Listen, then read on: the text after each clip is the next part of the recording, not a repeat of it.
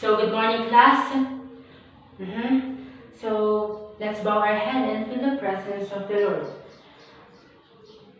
Our Father, we open our hearts, minds, and souls to worship you. Thank you for the day we dwell in your kingdom and live in your presence. Thank you that as we gather together, we join with all people across the world to glorify your holy name. Come be with us, inspire us, and lead us in our time together. We ask all this in the beautiful name of Jesus. Amen. So, how are you today, class? That's good to hear. And secretary, who's absent today? None? Excellence. Keep it up. So, let's have a short recap on our last discussion. Who would like to remind us? Yes, Mr. Arjun? Yes, exactly. Our last meeting is all about softball, the basic skills, history, um, facilities and equipments of this sport. So, I have here an activity. Where we call this as let's shuffle, and we will guess these shuffle words into right words. Are you ready, class? Yes. Are you in? Yes. Okay, so let's start with this. This is a state of confusion. It is also a illness. Yes? Disorder. Correct. So next is, okay, so ito yung ginagawa natin araw-araw. Yes? That is exactly lifestyle. Third one. It is a person's mental or physical condition. What do you call it? Yes? That's right. It is our health. And the next one is a refer to the person mass or weight. What are these? Anyone? Yes? Exactly, the body weight. And for the last one is it gives us energy in our daily lives. Anyone? You can guess it? Yes? It's a food. Exactly. You got the correct answer. So, our lesson for today is all about active recreation, specifically eating disorder. But we will first talk about this picture. What did you observe to this picture?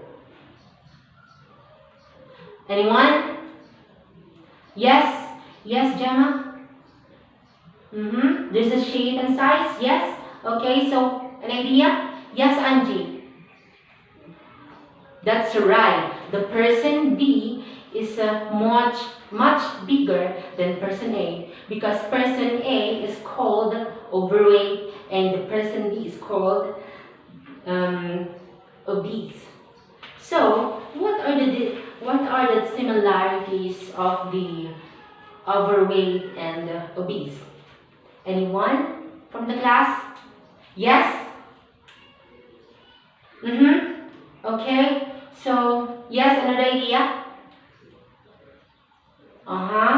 Okay, so let's see if you're correct. So, overweight and obese are used to identify people who are at a risk at a health problem with so much body fat. So, let us discover what are the difference between overweight and obese. Okay, so overweight. Okay, so overweight. Overweight, they are people who weigh 10 to 20 pounds over the recommended weight are not obese. Remember that obese generally means as much higher amount of body fat than overweight. Ito yung problema natin nung hindi pa tayo mulat sa realidad, which is not good na nilalait natin yung isang tao na matabang tao. And it turns out na hindi pala dapat ito ang pantawag natin, which is overweight and obese. And ang difference lang between the obese and overweight is person with obese with this body weight is much bigger lang yung amount of body fat niya. So, did you understand, class? That's true. Excellent. So, what are the health consequences of having an excessive body weight? Anyone from the class? Yes? Yes? An idea? So, yes? Let's see if you're all correct. So,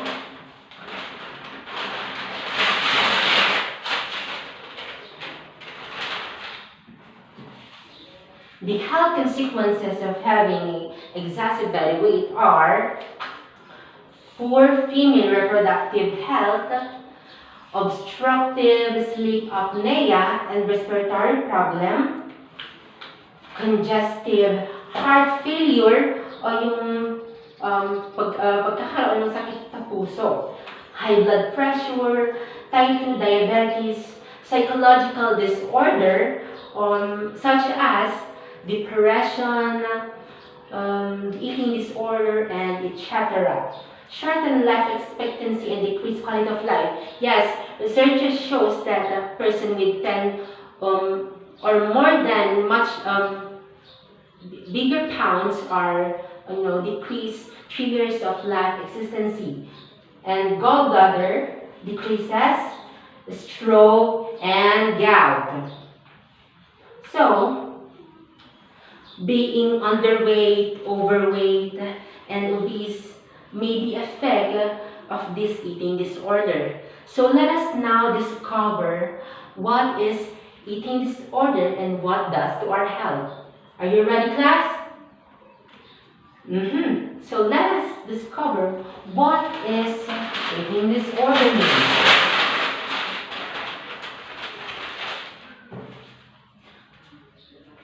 Eating disorder describe illness that are characterized by irregular eating habits and severe distress or concern about body weight or shape. Hindi lang porket tinawag na eating disorder is lagi na, yung large amount yung ini-intake niya, large amount of food, yung ini-intake niya sa sarili niya, which is hindi. Kasali na doon yung pagiging adequate dietary. Yung meron kang dietary plan na hindi appropriate sa body weight mo. And what are the different types of eating disorder? Any idea, class? Yes? Yes, Gemma? Okay, yes, Sanji? Yes, okay. So, Arjun, you have any idea? So, let us now discover different types of eating disorder and what does to our health. So, let us know. Then the first one is anorexia nervosa, an eating disorder characterized by a self-imposed starvation to lose and maintain very low body weight due to false distorted perception of being fat. A person with anorexia concerns with being his or her perception is being fat. Akala nila ang taba-taba na nila pero hindi naman pala. Kaya nagda-diet sila and nagiging slim, which is not good to our health. Hindi dapat ganun ang uri ng our health is more important than, diet. Nag-diet tayo, syempre, pero as much as possible, hindi dapat natin tong papabayaan. Okay, class? Is it clear? Okay, so second one is the bulimia nervosa. An eating disorder characterized by a pattern of binge eating, then purging an attempt to lose weight and or maintain low body weight. So people with bulimia may secretly eating large amount of food with the loss of control over the eating, and they try to get rid of extra calories. Ito yung mga taong, kumakain nga sila ng madami pero gumagawa sila ng paraan para maalis yung mga extra calories. Example nito ay, napanood nyo na ba yung Gangnam Beauty of a K-drama series of South Korea? Yes? Oh, if sa mga hindi nakakaalam, hindi siya yung main character, but kasali siya sa series na ito. And then, tinatanong siya ng mga kaklase niya, kabarkada niya, kung ano yung kanyang advice niya, kung ano yung ginagawa niya sa sarili niya, kung bakit. Ang dami-dami niyang kinakain. Then, makikita mo sa physical appearance niya is, ang slim-slim niya. But it turns out na sa pinakadulo ng series na ito, na isinusukan niya pala ito sa CR ng kanilang school, which is, nalaman lang nila ito after that. And then, nilayuan siya. And then, you have to, syempre, kasalanan mo din kasi nagsisinungaling ka. And then, yun, para siyang bulimia nervosa. And so, the third one is,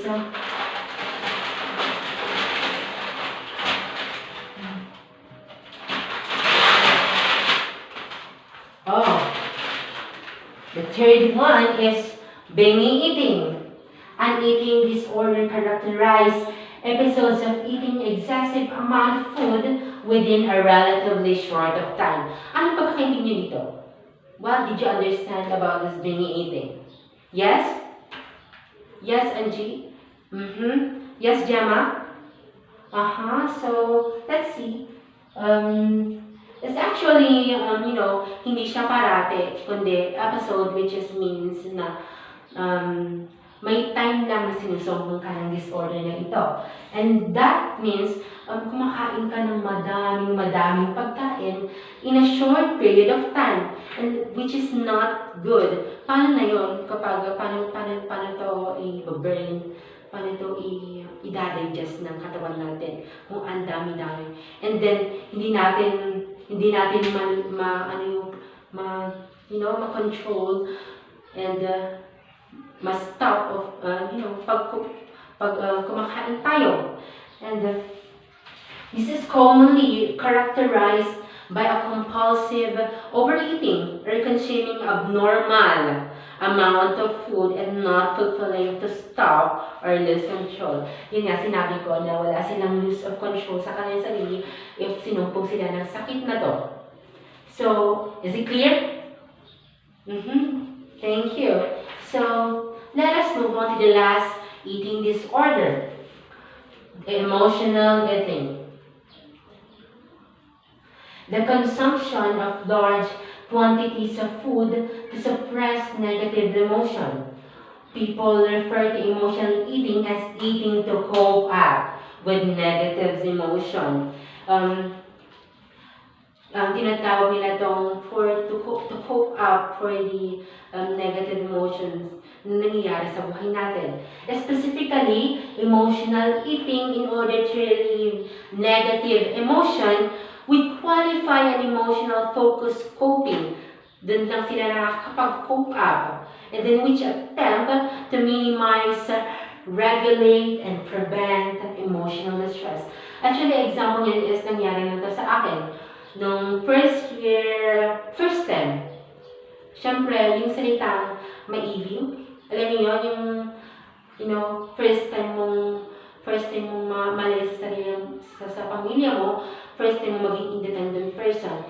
And, you know what, yung feeling na lagi mo silang iniisip, and then, syempre, magiging negative emotion na din to, and then, sumasabay din yung mga quizzes, yung mga magbabang quizzes,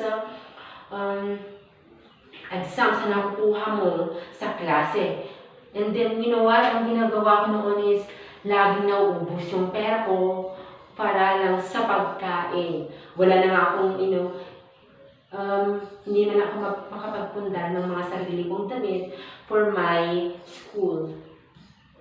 And then, I try to, hindi ko din alam kung paano naka-cope up dito. Hindi ko lang din alam, hindi ko lang din nalaman. So, is it clear, class? Yes, okay. Okay, so another important factor in achieving healthy lifestyle and be physically fit is to have a well-managed diet. I know you're all familiar with 3 basic food group. What are those? Yes, exactly. The Go, Grow, and Glow food.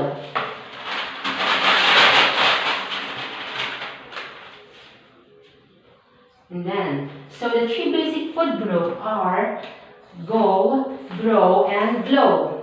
So let us now discover what does Go food, Grow food, and Glow food does to our body. So, Go food group, these foods gives our body heat and energy. Food rich in carbohydrates, starch, and sugar may included in this group. Alam ko naman familiar na kayo, and what are those examples of this? What? Yes? Rice. Correct. Rice. Oatmeal. Yeah, oatmeal. Potato. Potatoes. Ano pa? Kamote. Cake, pwede rin siya because it's, and then what? Jellies, yes, included din siya sa ating Go food group. Is it clear, class? Okay, so let us go to Grow food group.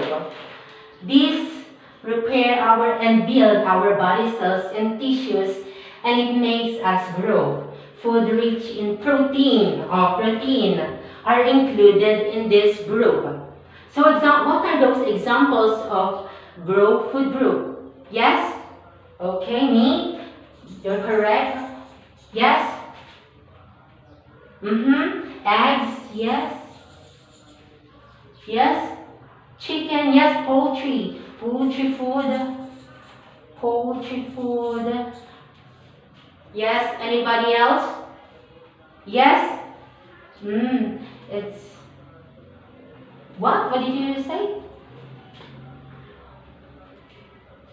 Okay, so let's have a fish.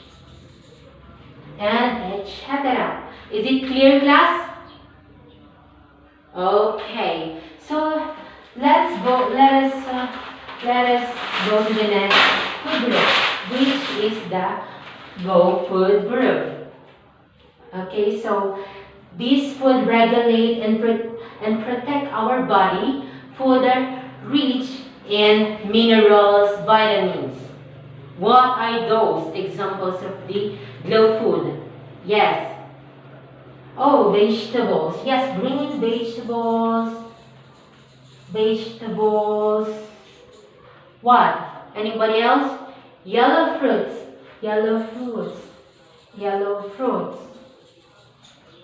Okay, so is it clear, class? Okay, so are you familiar with Pinggan Pinoy, class? Sa mga hindi nakakalam, yes, it's Pinggan Pinoy.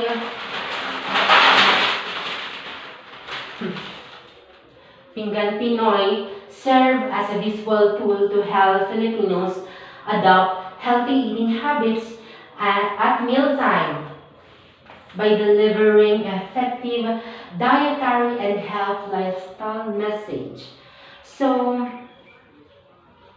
ang DOH nakipagkasundo ang DOH sa World Health Organization to help Filipinos for their to adopt healthy eating habits at mealtime. Kasi which is ang ginagawa ng Filipino kasi is lalo na sa rice, hindi nila hindi ko hindi kakain ng Filipinos kung walang rice. Mapaumaga man yan, lunch or dinner. And it's it's our culture na in our country. So, Pinggan Pinoy help Filipinos for a healthy healthy lifestyle message.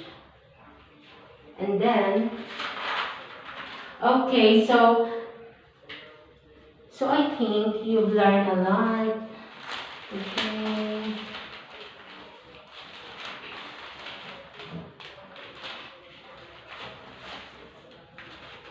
Oh my God. Okay, so I think you have a lot. I prepared here, yes. So I think you have a lot learned in our discussion for today, and it's nice to hear that.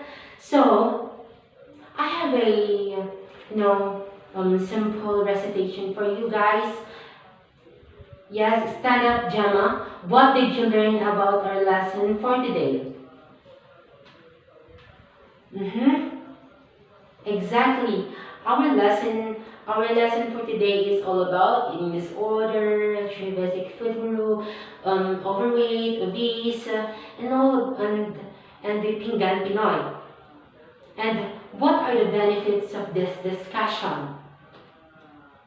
What? Yes, Angie. Yes, it helps us to maintain have to have to maintain healthy eating habits for a healthy lifestyle. So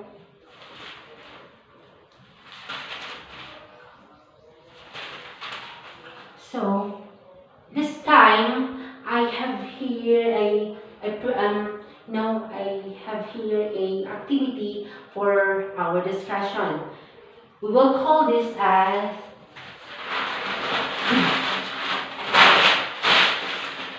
wellness plates. Wellness plates. You will make a wellness plate on your own and then apply Mukbang challenge principle, which is moderation in serving portion o yung kung gaano yung servings mo sa mga at mealtime, kung gaano karami.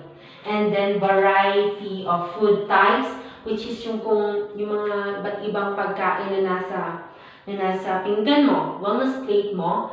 And then the balance of the food type is important siya. This is important because kung grow at go lang ang nasa pinggan mo at hindi siya balance, kailangan meron siyang glow for us to have energy in our this everyday lives. So make your own wellness plate for breakfast, lunch, and dinner. So for your food choices, I have here Pinggan Pinoy 14s, and then that we have discussed. Now you can now start your meals and stick to it so that you can have a healthy healthy diet rather. Is it clear, class? Okay, so what time is it? Okay, so plan for 5 minutes. I will I will time you. Okay, so proceed now. Okay, proceed.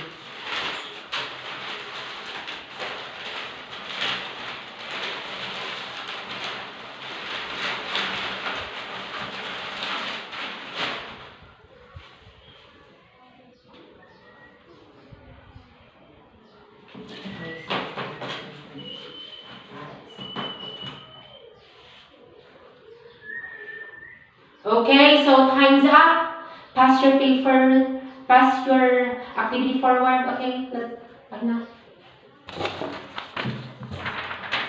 Okay.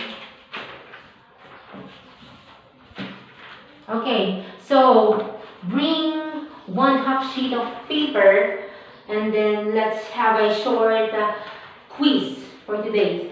Okay, bring out your 1/2 sheet of paper. Okay, I will just, okay, number 1, describe illnesses that are characterized by irregular eating habits and severe distress or concern about body weight and shape. Number 1, describe illnesses that are characterized by irregular eating habits and severe distress or concern about body weight or shape. Are you done? Number 2, this food group gives us energy in our daily lives. This food group gives us energy in our daily lives. Foods rich in carbohydrates, starch, and sugar may be included in this group. Number 3, this food group repair and build our body cells and tissues. This food group repair and build our body cells and tissues. Foods rich in proteins are included in this group.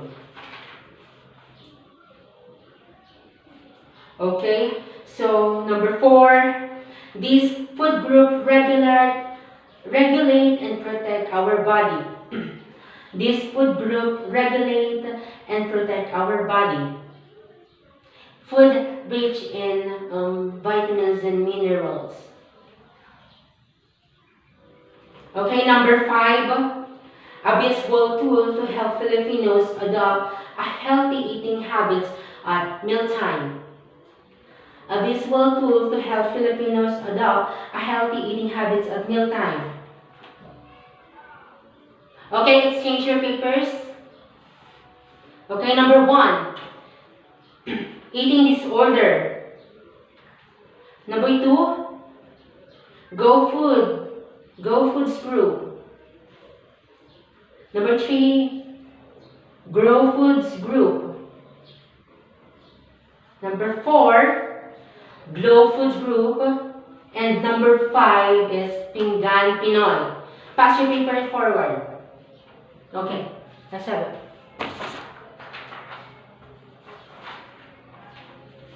Okay, so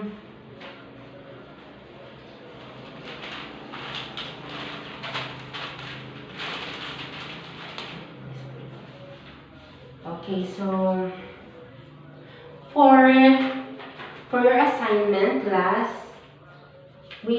can I have your, okay, so for your assignment class, make an advanced reading about volleyball, the history, facilities and equipments, basic skills, rules and regulation of this sport. We will have a graded recitation next meeting. So, understand, class? Yes? Okay? So, it is, if you understand, then, I hope you have learned a lot today. And I hope that my concept of my my discussion for today will hold in your minds, and I hope that you have to be strong and healthy in your daily routine, because it is important to take care of your health as much as possible. Eat grow and food that is rich. Okay, so okay, now then well, goodbye class, and see you around. Okay, so goodbye class.